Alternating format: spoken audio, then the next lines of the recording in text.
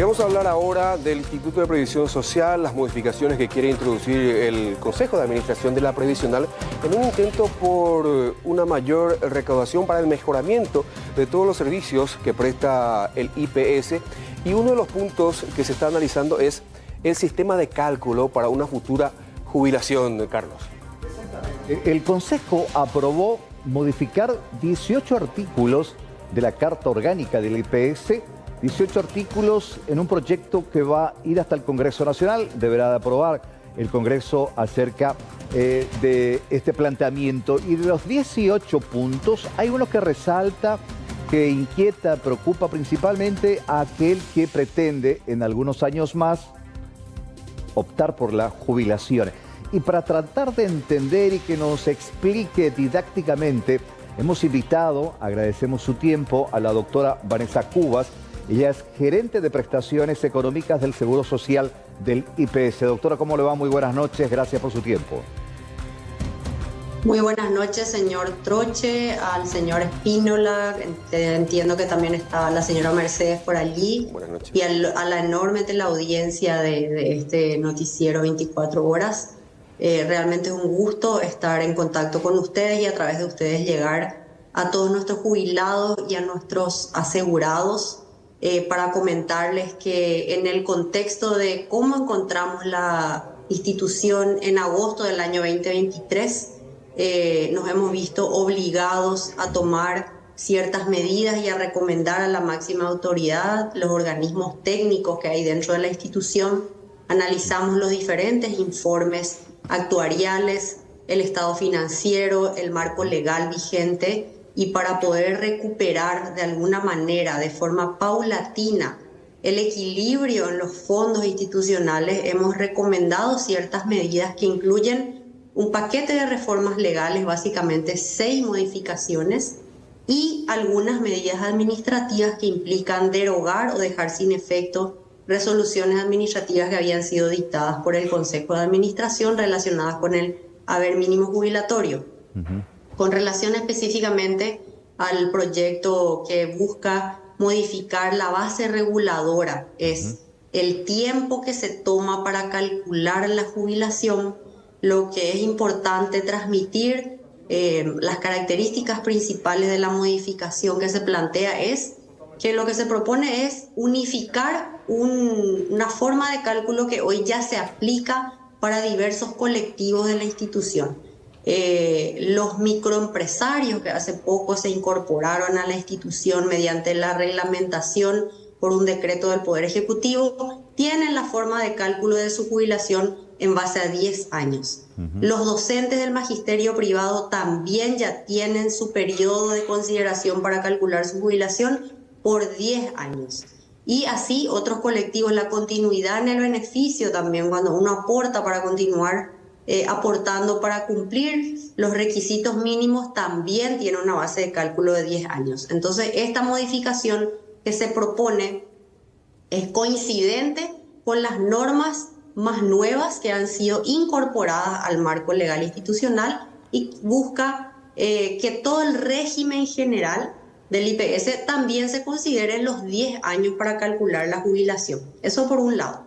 Por otro lado, es importante decir que esa modificación lo que hace es permitir que se refleje de una mejor manera el esfuerzo contributivo de una persona a lo largo de su vida laboral activa. Porque ¿qué sucede hoy en día? Nuestros datos, nuestros cálculos y los datos que son públicos, que están en la página web institucional, nos dicen que la mayoría de los aportantes, hoy tenemos cerca de 900.000 personas que están cotizando a la institución. La mayoría de los que cotizan o aportan a la institución aportan por un poco más de un salario mínimo. Sin embargo, el promedio, la mayoría de nuestros jubilados, que hoy están arriba de 79.000 jubilados, se jubila por más de 2 salarios mínimos. ¿Eso qué refleja? Esos datos son públicos, como dije, están en la página web institucional. Eso refleja que la mayor parte de la vida laboral de una persona aportan por un salario bajo y sin embargo los últimos años antes de jubilarse elevan artificialmente el promedio del salario sobre el cual después tenemos que vernos obligados por el marco legal a jubilarles. Señora Eso Cubas, tiene un impacto financiero muy importante, entonces esa es una de las propuestas que se propone. esto tiene que hacerse por ley, ¿no? Esta modificación debe hacerse por ley. Por ley, así es. Eso tiene que ser enviado. Se trabajó con el equipo del Ministerio de Economía y Finanzas y lo probable es que eso sea enviado a través del Ministerio de Economía como una propuesta del Ejecutivo al Congreso. Otra cosa muy importante que hay que tener en cuenta es que ese periodo de 10 años se va a considerar trayendo a valor presente los valores de los salarios. Es decir, se va a actualizar todos aquellos aportes que se hicieron hace 10 años hacia adelante, se va a traer a valor presente para poder calcular. Y eso también es un acto de justicia para las personas que han aportado hace tiempo y que también dentro de ese periodo de tiempo pudieron haber tenido mejores aportes y que hoy no se están considerando. Eso también es muy importante. Y la aplicación de esta norma va a ser inmediatamente una vez que sea aprobada por el Congreso, si es que eso sucede. Y se va a aplicar o se va a aplicar de manera gradual, un mes por cada mes que pase con posterioridad a la aprobación. Eso significa de los 36, si se aprueba, ejemplo, en junio, a partir de julio sería sobre el cálculo de 37, agosto sobre el cálculo de 38 meses y así paulatinamente hasta los 120. Exactamente, así tal cual lo ha dicho usted, así mismo. Ahora, señora Cubas, el otro proyecto que van a enviar al Congreso Nacional es el que, digamos, permite al IPS ya dejar sin efecto el envío, digamos, o la transferencia del 2.5% del aporte patronal al SNPP, Sinafocal y a otra entidad más, y eso le daría al IPS al menos más de 100 millones de dólares en ahorro, digamos. Asimismo, todos los proyectos de ley que se plantean, que se proponen, quiero dejar claro que no modifica ninguno de los parámetros establecidos hoy. No modifica la edad a la cual uno se va a jubilar, no modifica los años que tiene que aportar, no modifica la tasa, no modifica absolutamente nada. Lo que se hace es, dentro de la institución, al calcular se va a considerar un periodo de tiempo mayor, al igual que lo estamos haciendo ya con otros colectivos. Y con relación al 2.5, efectivamente, el IPS hoy recibe el 25.5% de aporte obrero patronal. De ese 25.5%, 23% queda dentro de la institución y 2.5% está siendo transferido desde hace años al Ministerio de Salud y al Ministerio del Trabajo, Empleo y Seguridad Social para financiar ciertos programas específicos. Lo que se plantea ahora ante la situación crítica por la que está atravesando la institución es que esa transferencia ya no sea realizada y que el IPS, que actúa hoy como un agente de cobro de ese importe, ese dinero quede dentro de la institución específicamente para reforzar el Fondo de Enfermedad y Maternidad. Allí hay que decir que ese aporte es patronal, es decir, es un aporte patronal adicional y los representantes de los empleadores nos reunimos en esta semana con los directivos de FEPRINCO, UIP, URP. Ellos están de acuerdo con esta modificación, así lo han manifestado en esta semana. Así que esa es otra modificación también que se plantea y todo tiene que ver con recuperar el equilibrio financiero de la institución que se perdió, no en este periodo de gobierno, sino en el anterior, con las anteriores administraciones. Es de público conocimiento que esa situación la hemos heredado y hoy la ciudadanía, nuestros asegurados, nuestros jubilados tienen que tener la certeza, la tranquilidad de que lo que hacemos lo tenemos que hacer para preservar el fondo de jubilaciones y pensiones, para recuperar el equilibrio del fondo de enfermedad y así que eso nos permita brindarle mejores servicios hoy a los asegurados, sobre todo en la prestación de salud, y también cumplir no solamente con los 79.000 jubilados que tenemos hoy, sino también tenemos que cumplir a futuro con los más de 900.000 aportantes que tiene la institución. Ahora, señora, además de estas medidas legales y administrativas, el IPS prevé combatir fuertemente la alta evasión patronal de la que hablan también los diferentes gremios del IPS. Sí, señor, estamos trabajando, realmente el trabajo es multidisciplinario y es en todos los sectores que nos toca. Nosotros hoy, hablando de cifras, estamos cubriendo el 56% de la población objetivo del IPS, es decir, estamos un poco arriba de la mitad de la población protegida. Deberían de estar adentro del IPS más o menos 1.800.000 personas cotizando. Hoy le tenemos a 900.000 personas aproximadamente. De esas 900.000 personas con todo su grupo familiar protegido están hoy cubiertas más de 1.500.000 personas. Tenemos que crecer la cobertura, tenemos que crecer esa cobertura. Deberían de estar todos los paraguayos, trabajadores dependientes, cubiertos y protegidos por la institución. Estamos trabajando para evadir la morosidad, para evadir también, para mejorar, perdón, la evasión, para evitar, para disminuir, para incluso hacer desaparecer esa evasión. Pero es un trabajo también conjunto de todo el Estado, porque sabemos que otro problema muy grave del sector económico del país es también la alta informalidad. Entonces eso hace que también muchas empresas no declaren a sus trabajadores en el IPS porque de hecho no son empresas formales. Entonces es un trabajo que tenemos que abordarlo desde todos los organismos del Estado, que tenemos la obligación de dar, de brindar y de hacer realidad esa protección social para cada paraguayo. De hecho, que una de las quejas más recurrentes a través del WhatsApp por parte de aportantes tiene que ver justamente con eso, con la cantidad de empresas que en este momento no están aportando lo que corresponde y que ese dinero sí podría servir para mantener el mismo sistema que siempre se tuvo. Dos consultas rápidas. Una de ellas que llega aquí al WhatsApp. Me voy a jubilar en 6 meses, dice. ¿Qué pasa? ¿Esto es retroactivo? ¿Cuál va a ser la posición de la persona que dentro de los próximos meses se va a jubilar? ¿Cuántos años de aporte se le va a considerar? No agradezco la consulta. No se va a modificar, reitero, ninguno de los parámetros actuales. No se va a modificar la edad, no se va a modificar los años que esa señora necesita aportar. Cuando llegue a cumplir los requisitos que no se van a modificar, ella va a acceder a la jubilación.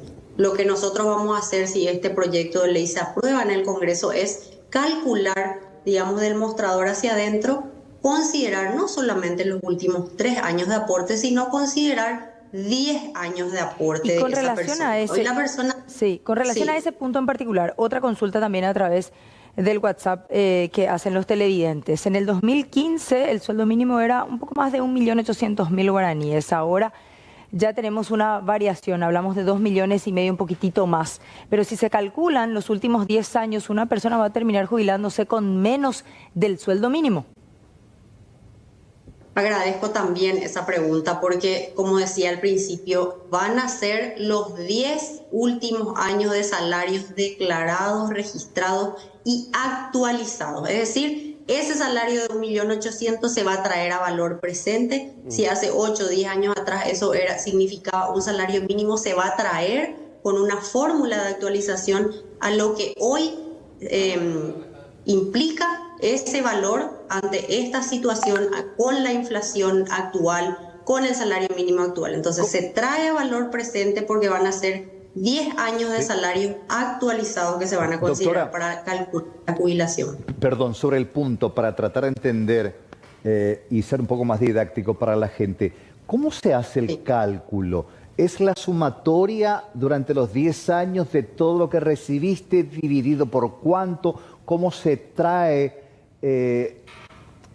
lo de la inflación, lo de los cambios, lo que recibía uno hace 10 años? ¿Cómo se hace ese cálculo matemáticamente? ¿O es una fórmula? A ver si nos podemos entender un poquitito nosotros los que habitualmente no manejamos muy bien el tema de los cálculos de IPS. ¿Cómo no? Hoy, ¿cómo se calcula? Se consideran los 36 últimos salarios sobre los cuales se ha aportado y se hace una división directa para encontrar el promedio de esos 36. Dividido 36, se suman todos los salarios, digamos, para ser más fácil, se suman todos los salarios, se divide por 36 y se obtiene ese promedio que hoy es el haber jubilatorio. Supongamos que una persona aportó por 10 millones de guaraníes, para hacer una suma redonda y fácil, los últimos 36 meses, entonces el valor de su jubilación va a ser 10 millones de guaraníes. Con los 10 años lo que se va a hacer es calcular los 120 salarios que se han aportado, sobre los cuales se han aportado, y se va a promediar dividido 120 y ahí va a salir un valor. Pero todos los salarios anteriores, digamos, a 36 meses, se va a traer a valor presente. ¿Cómo se hace eso? Efectivamente, con una fórmula en donde se aplica, el Consejo de Administración va a determinar cuál va a ser el factor de ajuste, se llama eso. En las otras leyes que tenemos vigentes, el factor de ajuste es el salario mínimo, un 50%, y el otro 50% la inflación. Sin embargo, como ahora, actualmente el salario mínimo ya se ajusta cada año por la inflación, entonces consideramos oportuno dejar esa fórmula de ajuste como una atribución del Consejo para determinar, una vez que sea aprobada la ley, eso se va a hacer las consultas al Ministerio de Economía, también al Banco Central y a todos los organismos que nos recomienden cuál va a ser la fórmula de ajuste para actualizar. Pero no hay muchos secretos. En otros países se hace en base a la inflación. Aquí en Paraguay probablemente lo hagamos también en base a la inflación o alguna otra fórmula muy similar. Pero básicamente esa es la manera. Bueno, doctora, esto está a la aprobación del Consejo, va al Congreso, el Congreso tendrá que aprobar, todavía hay cuestiones que vamos a seguir charlando, agradecemos su tiempo, vamos a seguir consultándole precisamente sobre las inquietudes principalmente de los televidentes. Doctora, muy amable, gracias por su tiempo, buen resto de jornada. Muchísimas gracias. Si me permití, sí. Señor Troche, solamente antes de despedirme, decir también que con relación a la revocación de las resoluciones que establecían el 75 y el 50% del salario mínimo, quiero darle la tranquilidad a los más de 20.400 jubilados que hoy reciben ese haber mínimo jubilatorio, que no van a sufrir ninguna disminución de los haberes que están percibiendo, que no se les va a restar ni un guaraní, van a seguir percibiendo la misma suma. Lo que se va a hacer desde el día 8 de mayo, que es el día siguiente de la revocación de las resoluciones que el Consejo dictó, que de hecho la Contraloría General de la República también está haciendo un estudio especial por esas decisiones, y seguramente que quienes tomaron esas decisiones van a tener que plantear los argumentos en base a los cuales tomaron esas posturas. Lo importante es que desde el 7 de mayo todas las jubilaciones que estén calculadas y que el resultado arroje una suma inferior al 33% del salario mínimo, por ley nosotros tendremos que pagar ese 33% del salario mínimo. Eso es lo que dice la ley. El Consejo de Administración aprobó que lo que se pague de hoy en adelante sea el 33% del salario mínimo legal vigente, que es lo que a nosotros nos impone la ley. Excelente. Doctora, muchas gracias. Un gusto, a las órdenes. Gracias, Vanessa Cuba, gerente de prestaciones económicas.